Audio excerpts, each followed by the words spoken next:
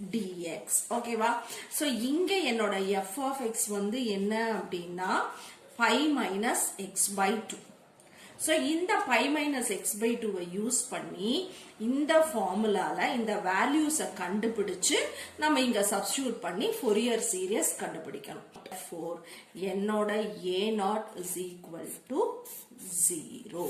என்னோட வேல்யூவும் எனக்கு இப்ப வந்து 0. இது வந்து 0. So அதனால எனக்கு a என்னோட bn is equal to 1 by n.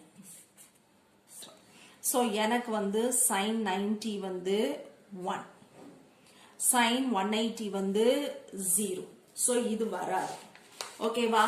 sin 3 pi ஓட வேல்யூ வந்து -1. sin 3 pi by 2 ஓட வேல்யூ வந்து -1. So இது வந்து -1 by 3 ஆயிடும். So அடுத்தது வரும்போது நமக்கு +1 by 5 ஆயிரும். ஏன்னா 4 வந்து 0 ஆயிடும். அடுத்தது -1 by 7 அப்படின்னு போயிட்டே இருக்கும். So இதுதான் நமக்கு இப்ப தேவையான ரிசல்ட்.